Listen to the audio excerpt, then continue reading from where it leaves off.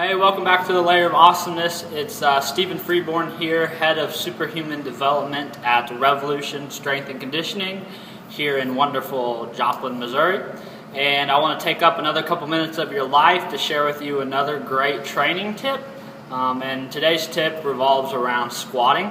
And so we think squatting is great, and we think it is a very good representation or measure of how well you move. So if someone has a really great squat, deep,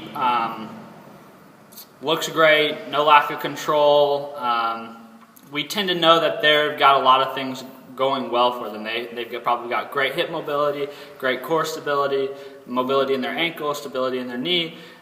They're probably pretty well suited to do just about anything or most of what we throw at them here in the gym.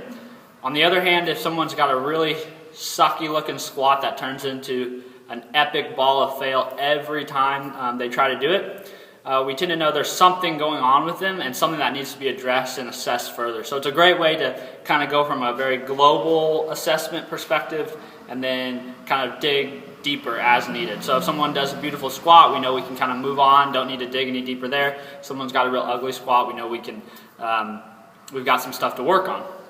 However, even when we have stuff to work on and we can't train the squat like we normally would with a basic goblet squat or even a bodyweight squat, we can still get a training effect with the squat pattern, but in a more stable environment. So we can actually create a better position for someone to have success with the squat and have a training effect while we work on prerequisites maybe that some people are missing to doing an upright goblet or bodyweight squat correctly.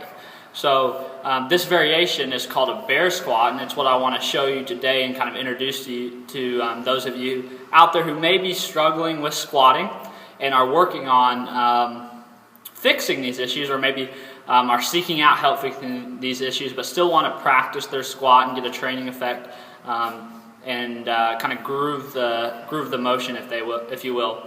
And so the bear squat does this really well and accomplishes all these things really well, and it's something we use with our clients who struggle with squatting here at RSC.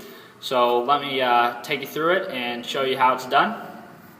So what we'll have the superhuman do is get down on the ground on all fours with their toes pushing into the ground, their knees below their hips, and their hands below their shoulders.